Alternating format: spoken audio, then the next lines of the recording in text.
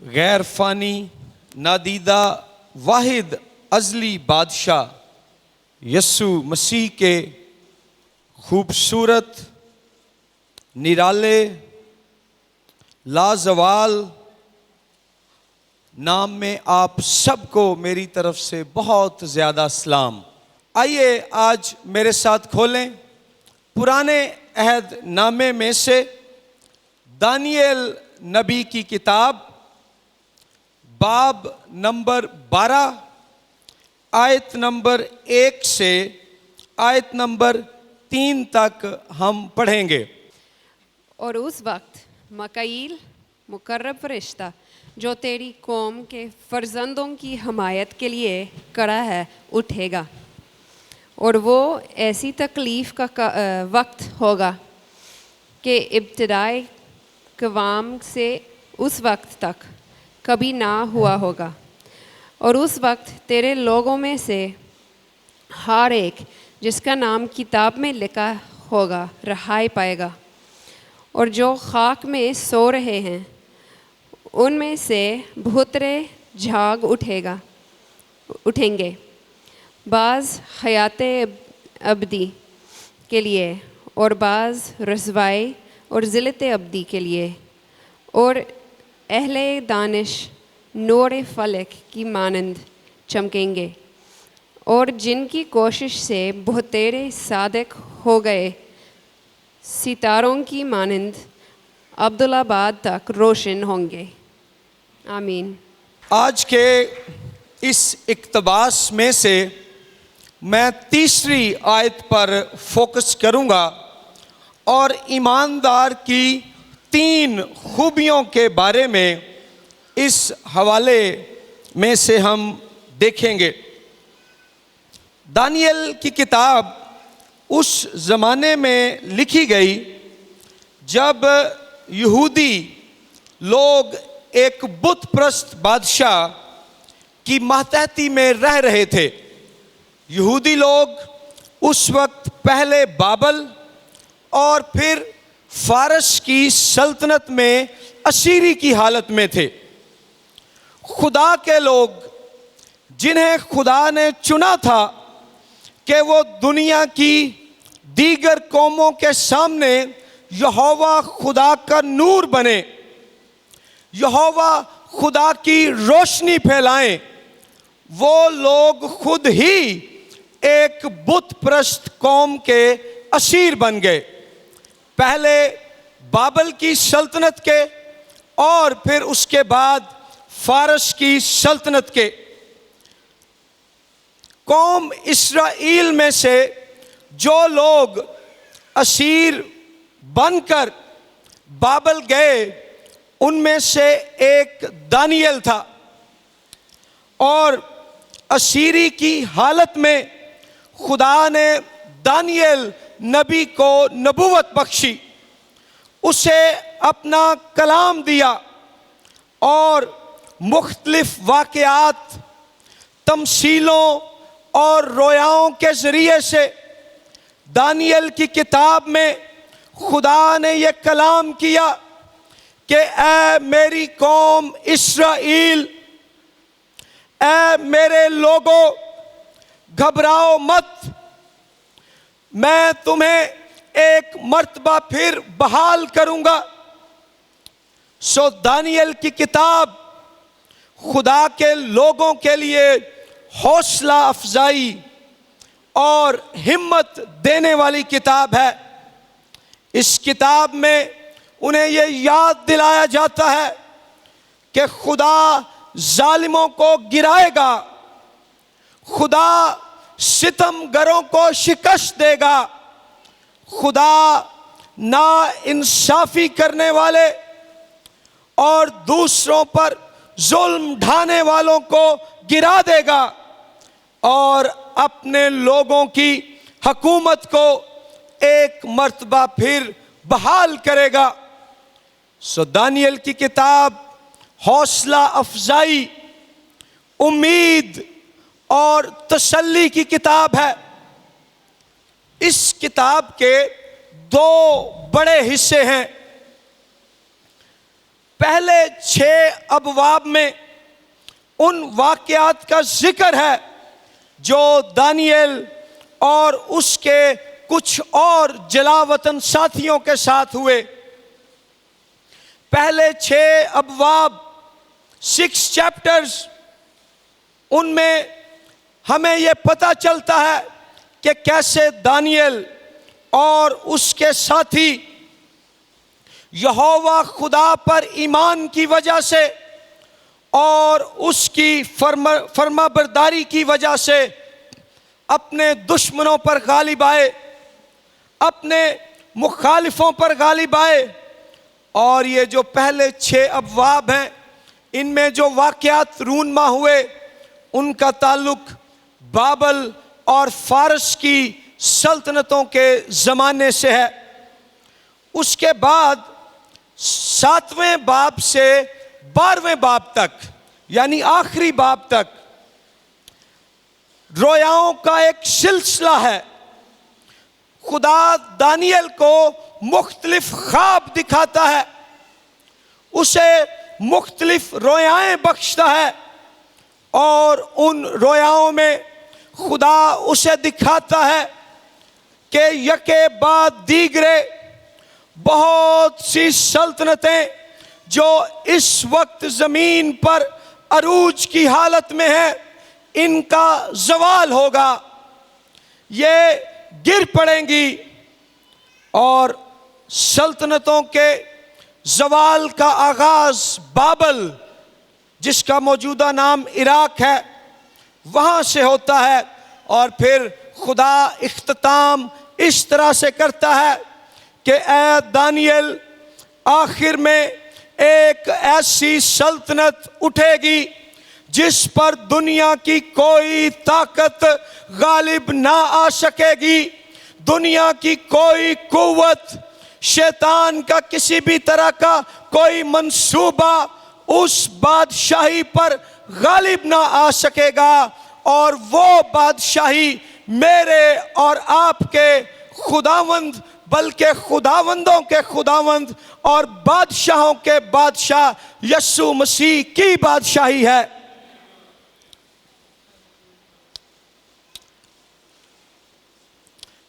फिर यह था किताब का मुख्तसर तारुफ।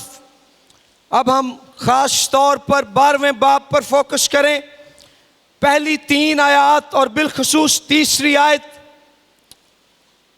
इन आयत में खुदा दानियल को आखिर ज़माने के बारे में अपना मुकाशफा देता है। खुदा उस पर जाहिर करता है कि ज़मानों के आखिर में मुर्दों को जिंदा किया जाएगा। और 2 ग्रोह हैं जो खुदा दानियल को बताता है, जब मुर्दे जिंदा किए जाएंगे तो उस वक्त मसीह के तख्ते अदालत के सामने खड़े होंगे। आप देखें 12वें बाब की दूसरी आयत में इन 2 ग्रोहों का जिक्र है। पहला ग्रोह वो है जो हयात अबदी, यानी हमेशा की जिंदगी के लिए जाग उठेगा। कब्रों में से ये लोग निकल आएंगे और इनकी मंजिल, इनका अंजाम खुदा और उसके बेटे के साथ हमेशा हमेशा के लिए जिंदगी गुजारना है और ज़ाते इलाही की रफ़ाकत और बरकतों से लुत्फ़अंदोज़ होना है। और उसके बाद दूसरा ग्रोह है। पहला ग्रोह हयात अबदी वाले, हमेशा की जिंदगी वाले, ये जाग उठेंगे। और फिर लिखा है बाज ऐसे भी होंगे, दूसरे ग्रोह में जो लोग शामिल होंगे उनके बारे में लिखा है कि ये वो होंगे जो रुसवाई और जिल्लते अबदी के लिए जाग उठेंगे। रुसवाई से मुराद है पछतावा, बेइज्जती, बेबसी, हर तरह की इज्जत, हर तरह के एहतराम और हर तरह की बरकत और शान से खाली लोग, महरूम लोग। और लिखा है जिस रुसवाई का इन्हें सामना करना होगा वो जिल्लत अबदी यानी हमेशा हमेशा की जिल्लत है। इससे मुराद है हमेशा की सजा। सो जब यीशु मसीह आएगा, मुर्दे जिंदा किए जाएंगे। एक गिरोह उनका होगा जो हमेशा की जिंदगी पा जाएंगे, दूसरा गिरोह उनका होगा जो हमेशा की सजा पाएंगे। और फिर तीसरी आयत में बताया गया है कि वो जो हमेशा की जिंदगी के लिए जाग उठेंगे उनकी क्या खूबियां हैं। याद रखें, बाइबल मुकद्दस में मौत के लिए अक्सर औकात नींद बतौर इस्तारा इस्तेमाल हुई है। जब कोई मर जाता था वो कहते थे ये सो गया है, ये सो गई है। सो जब यहां लिखा है वो जाग उठेंगे तो इससे मुराद है कि वो मौत से वापस आ जाएंगे, वो जिंदा हो जाएंगे। और वो जो हमेशा की जिंदगी के लिए जिंदा होंगे उनकी तीन खूबियां हैं जो हमें तीसरी आयत में मिलती हैं। नंबर 1 है वो अहले दानिश हैं। अहले दानिश से मुराद है हिकमत वाले, दानाई वाले, साहिब अकल लोग, साहिब फहम लोग, साहिब हिकमत लोग। सो हमेशा की जिंदगी रखने वालों की पहली खूबी यह है कि वो अहले दानिश यानी हिकमत वाले हैं। उसके बाद लिखा है कि ये जो हिकमत वाले हैं, जो अहले दानिश हैं, ये नूरे फलक यानी आसमान का नूर, आसमान की रोशनी उसकी मानिंद चमकेंगे।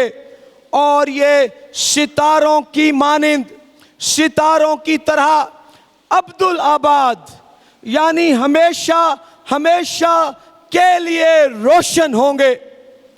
सो हमेशा की जिंदगी पाने वालों की, ईमानदारों की दूसरी खूबी यह है कि वो खुदा के ऐसे नूर हैं, वो खुदा का ऐसा नूर है, खुदा की ऐसी रोशनी है जो हमेशा हमेशा के लिए चमकती रहेगी।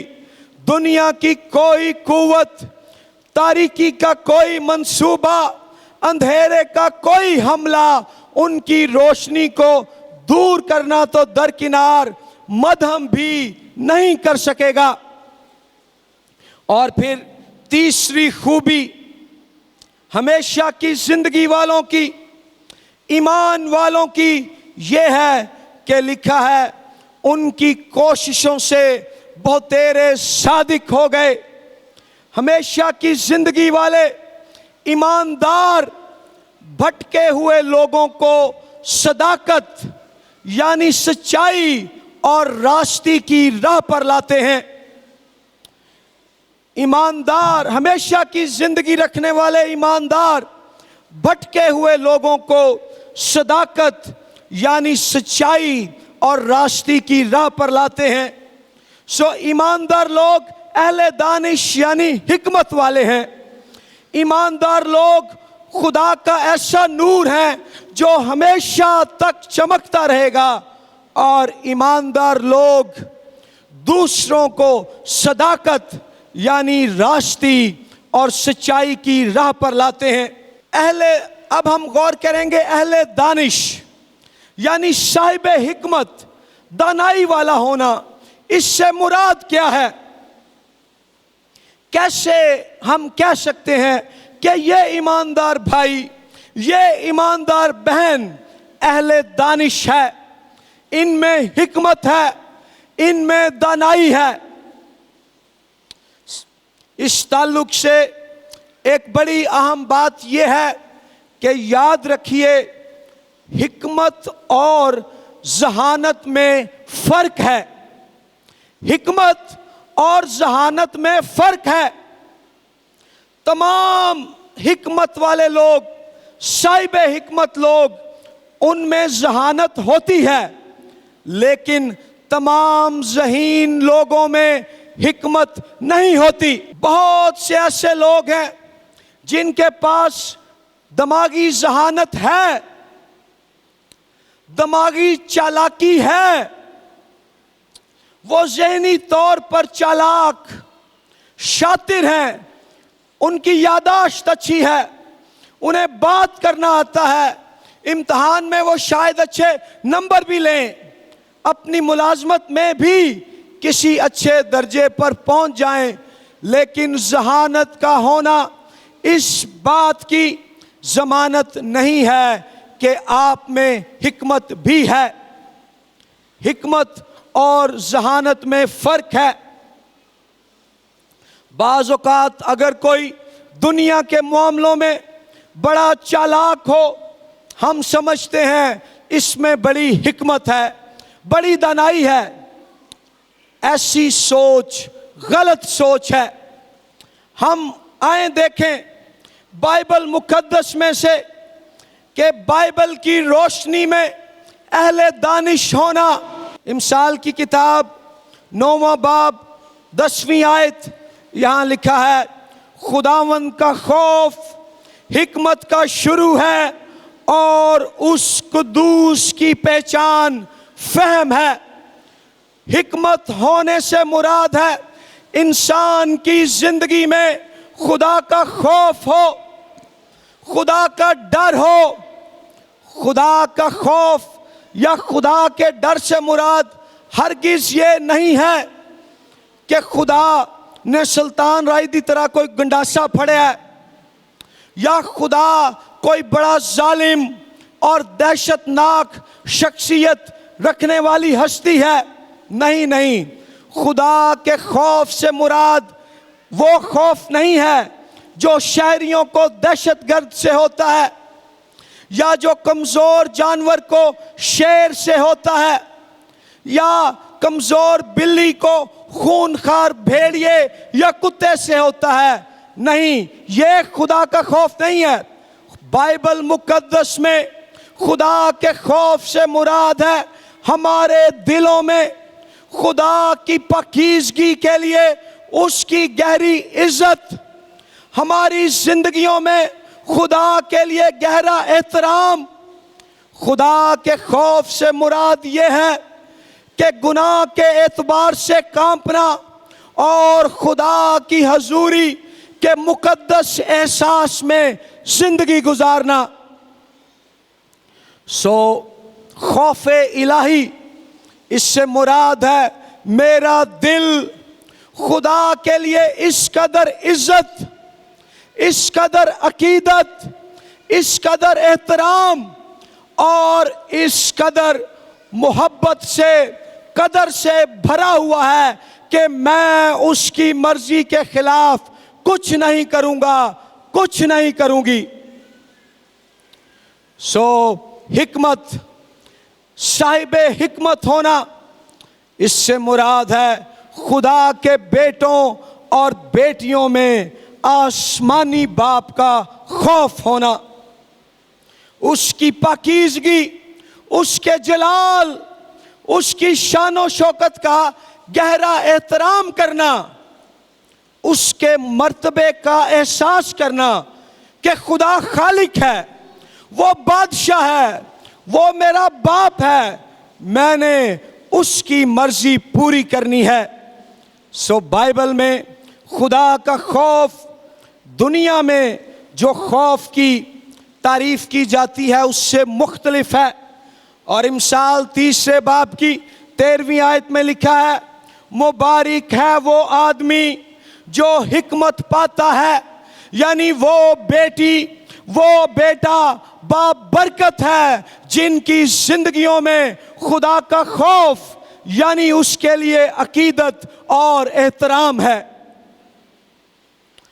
और लिखा है जो हिकमत को पा लेता है, हिकमत का हसूल चांदी के हसूल से और इसका नफा कुंदन से बेहतर है। वो हिकमत जिसकी बुनियाद खुदा के खौफ पर है, लिखा है जिसको वो मिल जाती है उसे ऐसी शय मिल गई है जो चांदी से भी ज्यादा महंगी है। और हिकमत यानी खुदा के खौफ से हासिल होने वाला नफा, लिखा है कुंदन यानी खालिस सोने से भी ज्यादा कीमती है। इस दुनिया का मेयार यह है कि अगर हमारे पास दौलत है, अगर हमारे पास शोहरत है, अगर हमारे पास ताकत है, हम समझते हैं मैंने अचीव कर लिया है, मैंने कामयाबी हासिल कर ली है। लेकिन कलाम यह बयान करता है मेरे भाइयों, मेरी बहनों, कि जिसको हिकमत यानी खुदा का खौफ मिल गया, उसे चांदी भी मिल गई, उसे सोना भी मिल गया, उसे खजाना मिल गया। हिकमत और जहानत का फर्क, दानाई और चालाकी का फर्क, इसकी दो मिसालें बाइबल मुकद्दस में हैं। शमसून के बारे में पढ़ें कुजात की किताब में। शमसून चालाक था, शमसून ज़हीन था, शमसून ताकतवर था, लेकिन उसके अंदर हिकमत नहीं थी। और एक वक्त आया कि उसकी चालाकी उसे बचा ना सकी और वो उस औरत की आजमाइश में गिर गया और उसने उसके बाल काट दिए। और वो सूरमा, वो देव हैकल आदमी जिसको देखकर लोग घबराते थे, डरते थे, उन्होंने उसकी आंखें निकाल ली और उसको जंजीरों से बांधकर कैद कर दिया। शमसून की जहानत और चालाकी उसे बचा ना सकी। यह शख्स एक एतबार से वजीर था, हाकिम था, यह वजीर से असीर बन गया, यह हाकिम से गुलाम बन गया। जबकि शमसून के बरक्स पैदाइश की किताब का 39वां बाब पढ़ें, हमें वहां यूसुफ की मिसाल मिलती है।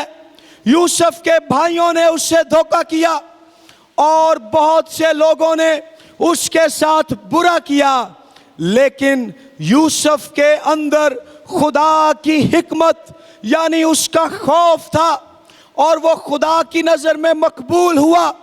जब उसे गुनाह के लिए आजमाया गया, बाइबल बताती है यूसुफ अपना पैरहन छोड़कर वहां से भाग गया। उसने हिकमत दिखाई। वक्ती तौर पर उसे उस हिकमत भरे फैसले की कीमत अदा करना पड़ी, उसे जेल में डाल दिया गया।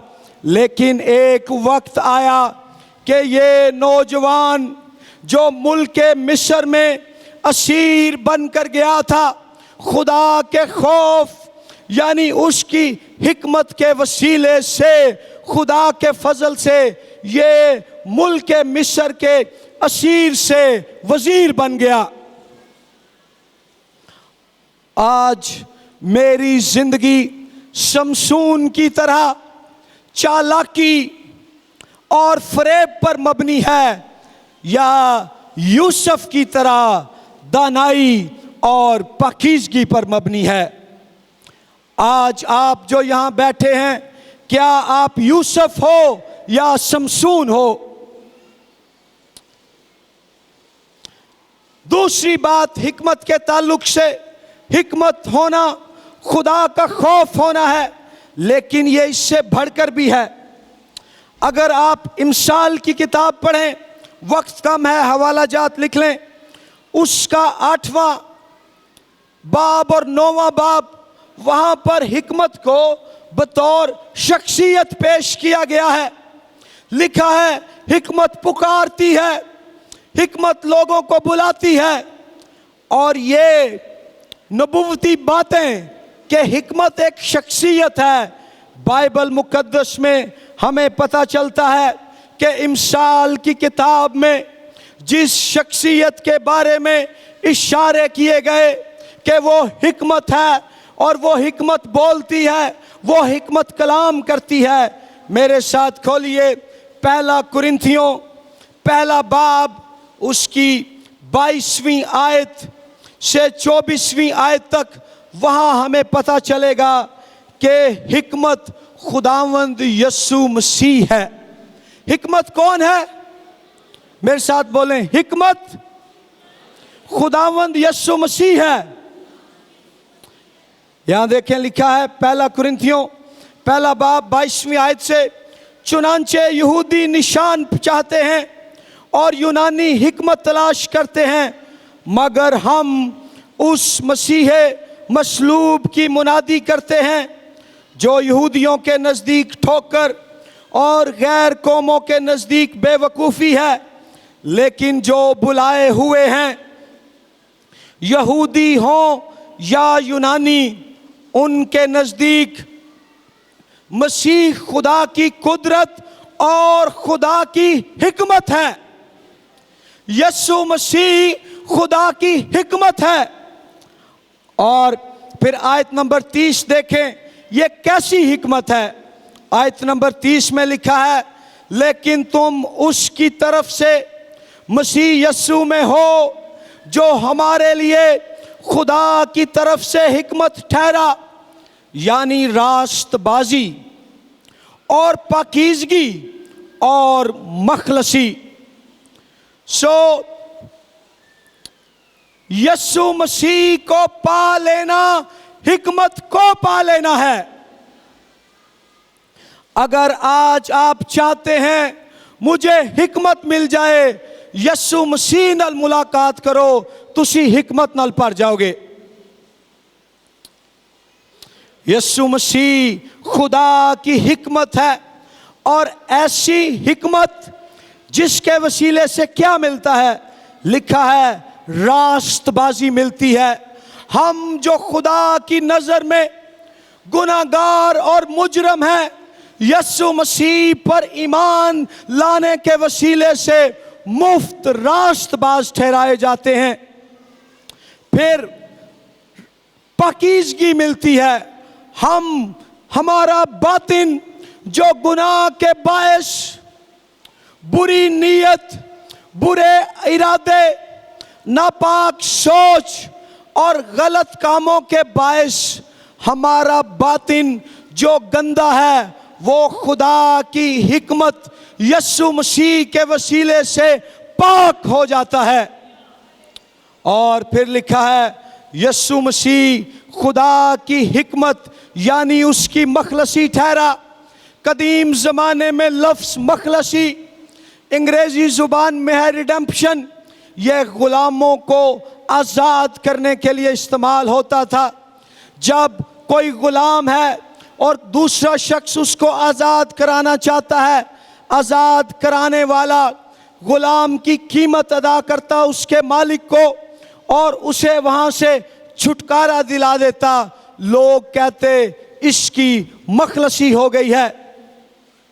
मैं और आप, हम जो गुनाह के असीर थे, हम जो ना उम्मीदी की गुलामी में थे, हम जो गुर्बत की जकड़ में थे, हम जो नापाकी के शिकंजों में थे, हम जो तारीकी, अंधेरे, मायूसी, ना उम्मीदी और मफलूकुल हाली की कैद में थे, खुदा की हिकमत यीशु मसीह ने अपने खून की कीमत अदा करके मुझे और आपको मखलसी बख्श दी।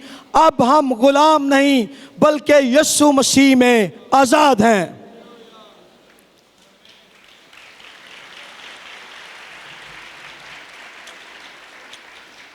हिकमत यीशु मसीह को पा लेना और उसकी मानिंद बनना है। हिकमत खुदा का खौफ उसका नाम है।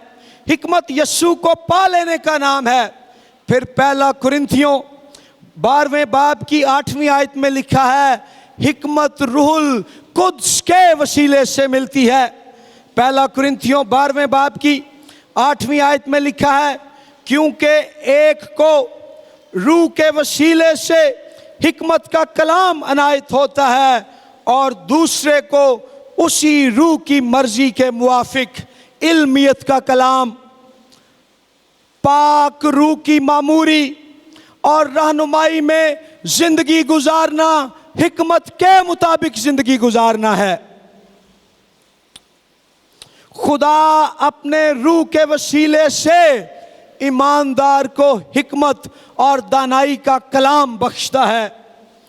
यूहन्ना की इंजील में यस्सु ने कहा, अगर मेरी खातिर तुम्हें सताया जाए तो फिक्रमंद ना होना कि हम क्या कहेंगे, मेरे बाप का रूह तुम्हें सिखाएगा। रूहुल कुद्स हिकमत वाली बातें सिखाता है। फिर अमाल की किताब के 7वें बाब में स्तिफनस का जिक्र है कि जब उसने पाक रूह से मामूर होकर कलाम किया, वो उसकी हिकमत का मुकाबला ना कर सके। और यस्सु मसीह के शागिर्दों के बारे में अमाल की किताब में लोगों ने जब देखा, उन्होंने कहा, इन अनपढ़ लोगों में इतनी समझ कहां से आ गई।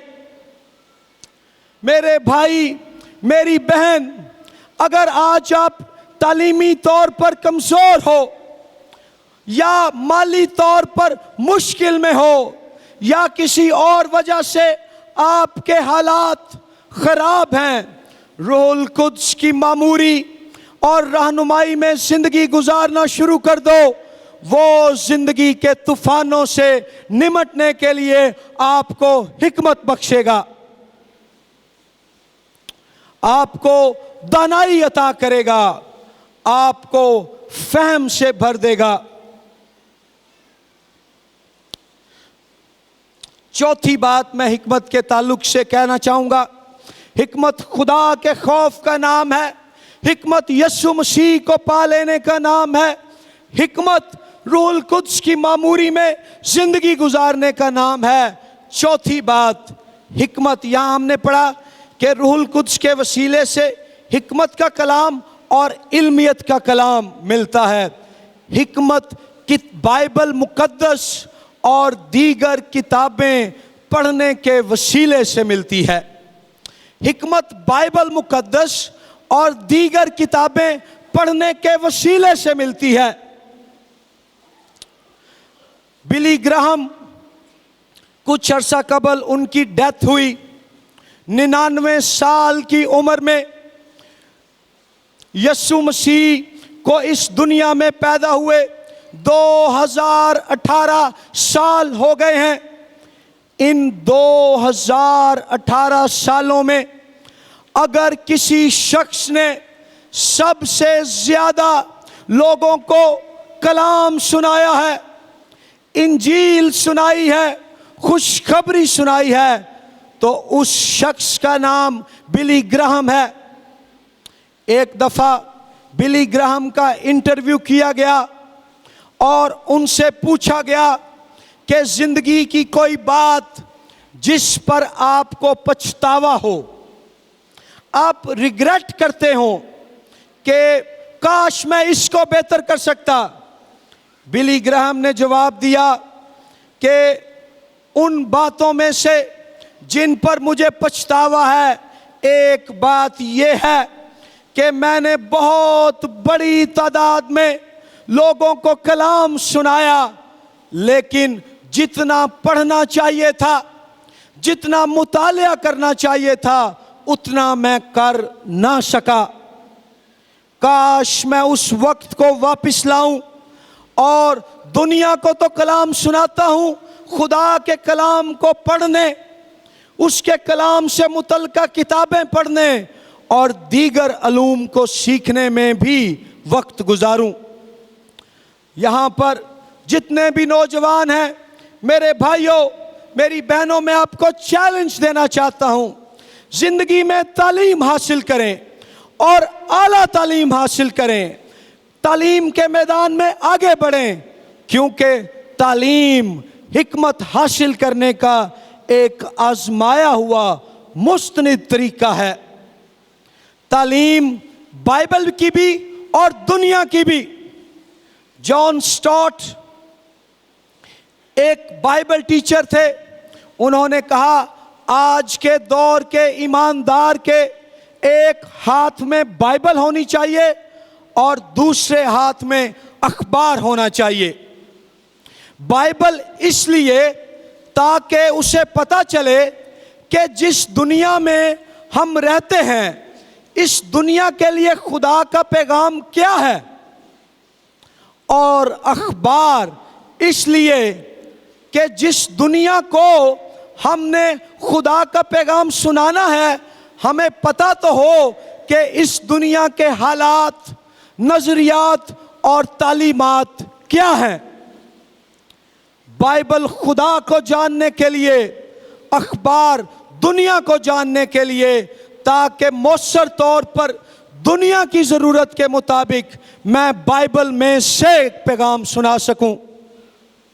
आज हम में से हर एक के लिए चैलेंज है, हिकमत हासिल करना चाहते हैं, खुदा के कलाम को पढ़ना शुरू करें, उस कलाम के बारे में किताबें पढ़ें। बाज़ औक़ात असियां पेंटिकॉस्टल, असी कई दफ़ा पाक रूह ते इस तरीके नाल जोर देना शुरू कर देने आ कि कलामे मुकद्दस नूं असी नज़रअंदाज कर देने आ। वो गल ते रूह दी है, लेकिन नए अहदनामे में लिखा है कि रूहुल कुद्स हमें कलाम को समझने के लिए हिकमत देता है और फिर रूह की कुव्वत में हम कलाम की मुनादी करते हैं। फर्ज कर लो तो पाक रूह मिल गया, पर जे तुसी कलाम ही नहीं सीखिया ते उस पाक रूह की कुव्वत च तुसी की सुनाओगे। खुदा ने ते पाक रूह इसलिए दिता है ना, ताकि तुहानू कलाम दी समझ आए और कलाम सुनाने ली कुव्वत आए।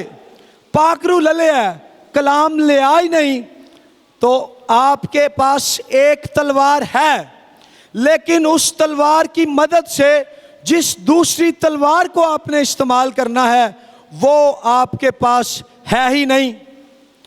एक सेमिनरी थी, वहाँ पर एक प्रोफेसर ने कहा अपने स्टूडेंट से कि पैगाम तैयार करन लई तोनू कम अज कम 10 घंटे खुदा दे हजूर घुटनियां दे बल हो के दुआ करनी है। स्टूडेंट्स ने कहा ठीक है। दूसरा टीचर आया, उन्हें कहा कि मौसर कलाम सुनान लई तोनू कम अज कम 10 घंटे मुतालिया करना चाहिए, पढ़ना चाहिए। स्टूडेंट्स परेशान हो गए, वे किदी मनीए। वो प्रिंसिपल साहब को चले गए। उन्होंने कहा सर, एक टीचर कहता 10 घंटे घुटनियां दे बल हो के दुआ करो, दूसरा कहता 10 घंटे मुतालिया करो, दसो असी की करिए। प्रिंसिपल ने जवाब दिया, तुसी 10 घंटे घुटनियां दे बल हो के दुआ की हालत च मुतालिया क्यों नहीं करते। गल समझ आई है। उन्हें क्या दुआ और कलाम इन्हां चों एक दा चुनाव करन दी जरूरत नहीं, बल्कि घुटनियां दे बल हो जाओ, दुआ च ठहर जाओ और उस दुआया हालत च खुदा दे कलाम दा मुतालिया करो, तोड़ी समझ वध जाएगी, तोड़ी रूह तब्दील हो जाएगी। सो आए, अगर हम हिकमत चाहते हैं, रूह और कलाम वाले लोग बने। हिकमत खुदा के खौफ का नाम है, हिकमत यस्सु के साथ रिश्ते का, उसको पा लेने का नाम है। हिकमत रूहुल कुद्स की मामूरी और रहनुमाई में जिंदगी गुजारने का नाम है। हिकमत बाइबल मुकद्दस और दीगर किताबों के मुताले के वसीले से आती है। फिर यहां लिखा है हमेशा की जिंदगी वाले लोग नूर फलक। मेरा दूसरा मेन पॉइंट लिखा है खुदा के लोग इस दुनिया में खुदा का ऐसा नूर है, ऐसे सितारे हैं जो हमेशा हमेशा के लिए चमकते रहेंगे। मलाकी की किताब में लिखा है यीशु मसीह आफताबे सदाकत है, वो सच्चाई का सूरज है जिसकी किरणों से कौमों को शिफा मिलती है। फिर यीशु मसीह ने अनाजील में फरमाया दुनिया का नूर मैं हूं, जो मेरी पैरवी करेगा वो अंधेरे में नहीं चलेगा, वो जिंदगी का नूर पाएगा। लेकिन दिलचस्पी की बात यह है कि मत्ती की इंजील में 5वें बाब में यीशु ने अपने शागिर्दों से कहा तुम दुनिया का नूर हो, तुसी इस दुनिया दी रोशनी हो। अब यीशु भी दुनिया का नूर है, हम भी दुनिया के नूर हैं, तो क्या इसका मतलब है हम यीशु के बराबर हैं? नहीं। इस बात को समझने के लिए सूरज और चांद का जो आपस में रिश्ता है वो हमारी मदद करता है। साइंसदान बताते हैं कि चांद की अपनी कोई रोशनी नहीं है। असी अपने बच्चों को कहने हैं चन्न वर्गा है ये चांदनी है, साइंसदान कहते हैं ये रोशनी कोई नहीं, लेकिन हम फर्क अंदाज में कहते हैं, मैं मजाकन ये बात कह रहा हूं। साइंसदान बताते हैं कि चांद की अपनी कोई रोशनी नहीं है, लेकिन सूरज में रोशनी ही रोशनी है। रात को जब चांद रोशनी दे रहा होता है तो दरअसल वो रोशनी उसे सूरज की तरफ से मिलती है, सूरज की रोशनी चांद तक आती है और चांद से फिर मुनक्कस होकर वो रोशनी इस जमीन तक पहुंचती है। इसी तरह मेरे भाइयों बहनों, यीशु मसीह आफताबे सदाकत है, वो सच्चाई का सूरज है। हम तारीक हैं, हम अंधेरे में हैं, लेकिन जब हमारा यीशु मसीह के साथ रिश्ता कायम हो जाता है तो यीशु की रोशनी हम पर पड़ती है। ना सिर्फ हमारी अपनी तारीक और अंधेरे वाली जिंदगियां रोशन हो जाती हैं, बल्कि हमारे वसीले से इस दुनिया के तारीक इंसानों को भी यीशु की रोशनी मिल जाती है।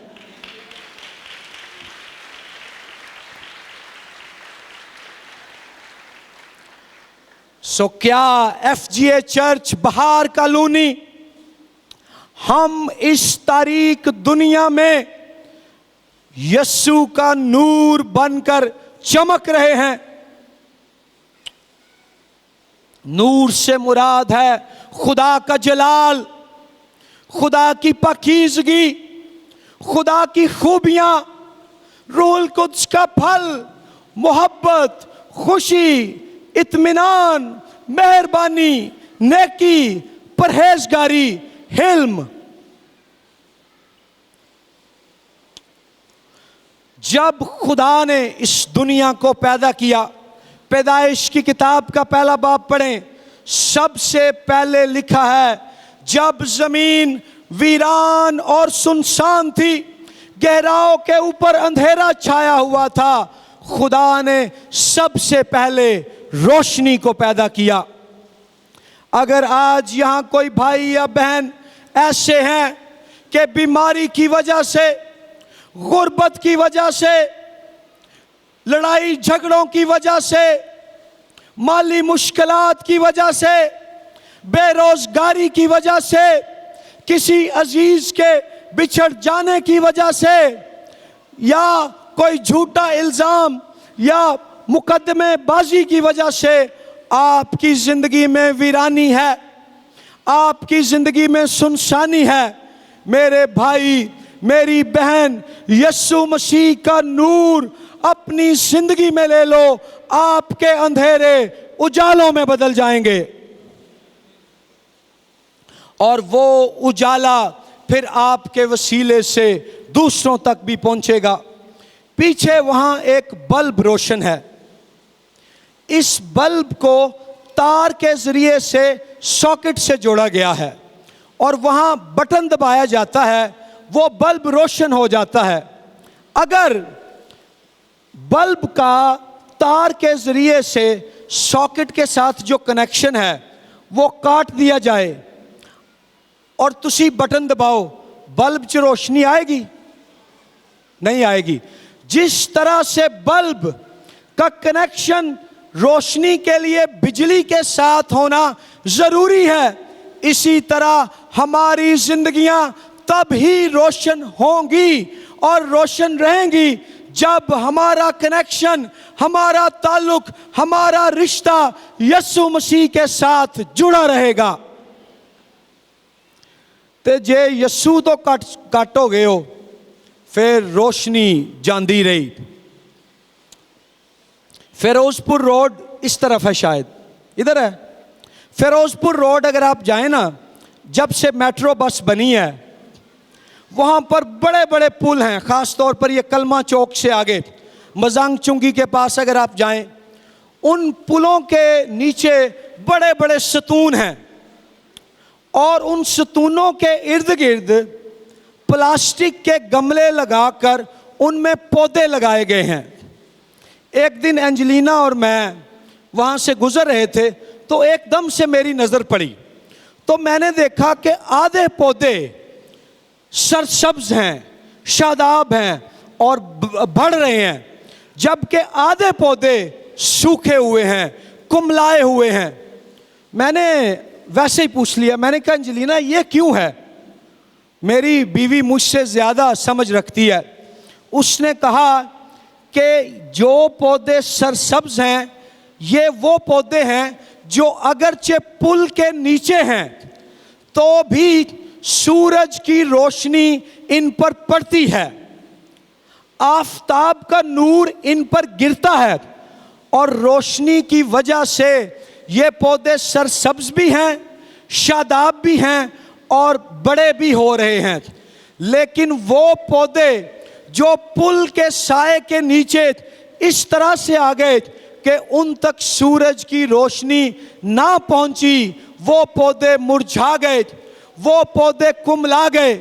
मेरी बहनों, मेरे भाइयों, असी भी अज ऐसी दुनिया च रह रहे हैं जिथे गुनाह दा, तारीकी दा, जुल्म दा, बुत परस्ती दा, हरामकारी दा, फरेब दा साया है।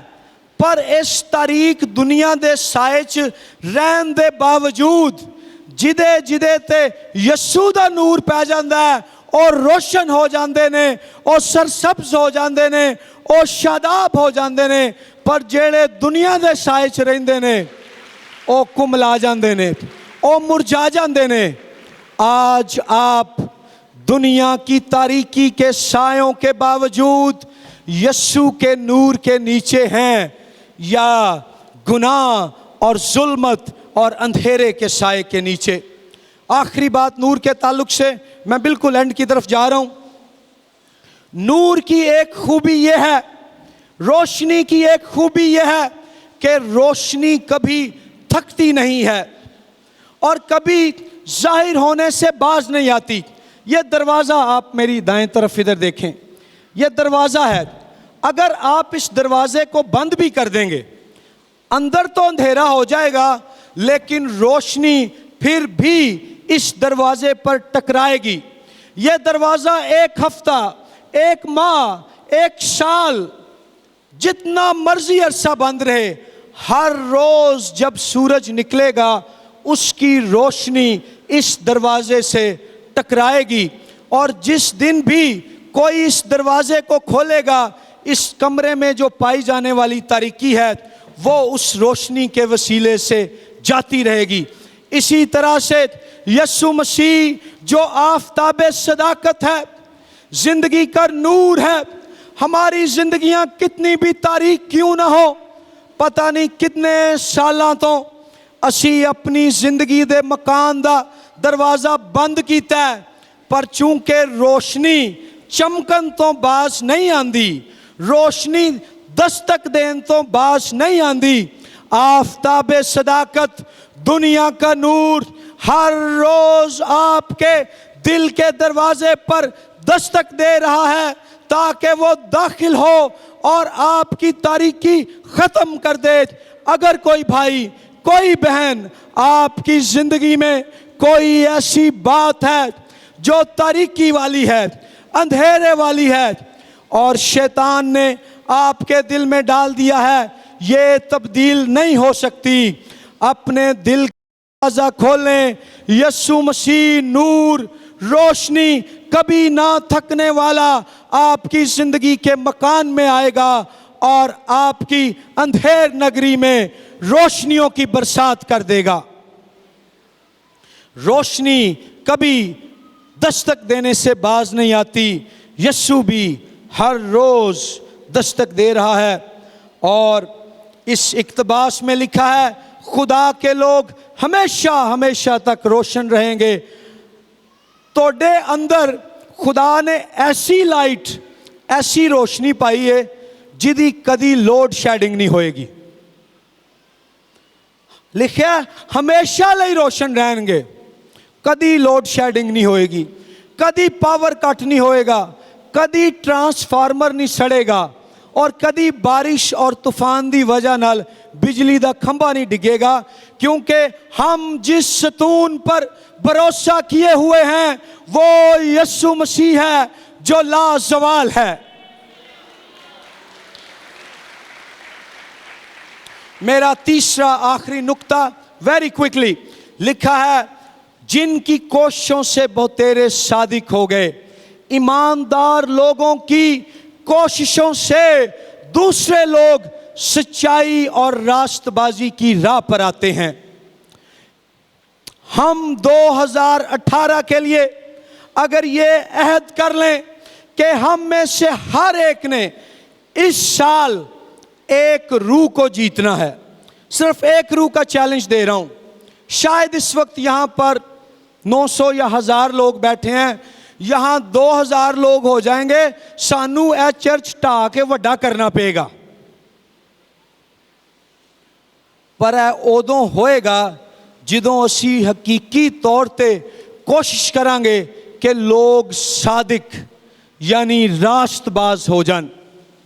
दुनिया के लोग समझते हैं कि वो अपनी दौलत, अपनी शोहरत, अपनी ताकत, अपनी मजहबियत, अपनी इल्मियत और अपनी दुनियावी ज़ाहिरी रूहानियत से सादिक बन सकते हैं, लेकिन बाइबल बताती है कि ये सिर्फ और सिर्फ यीशु मसीह की सलीब से बहा हुआ लहू है जो गुनाहगार इंसान को रास्तबाज और पाक बनाकर खुदा के सामने पेश कर सकता है। मेरे भाइयों, मेरी बहनों, क्या हम इस कोशिश में हैं कि दुनिया को पता चल जाए कि यीशु का खून उनकी नापाकी को पाकीज़गी में, उनकी तारीकी को रोशनी में, उनकी नाउमीदी को उम्मीद में और उनकी हौसला शिकनी को हौसला अफजाई और उनकी बुज़दिली को दिलेरी में बदल सकता है। दुनिया को ऐसा तब पता चलेगा जब मैं और आप उनको इस बात की खुशखबरी सुनाने की कोशिश करेंगे। आइए हम दुआ करें। खुदावंद आसमानी बाप, आज यीशु मसीह के नाम में अपने पाक रूह के वसीले से हमें अहले दानिश यानी साहिब हिकमत बना दे, हमें अपना हकीकी नूर बना दे और हमें फजल बख्श दे कि हम बहुतेरों को यीशु के नाम में उसके फजल के वसीले से सादिक बनाएं। आमीन। खुदावंद आप सबको बरकत दे।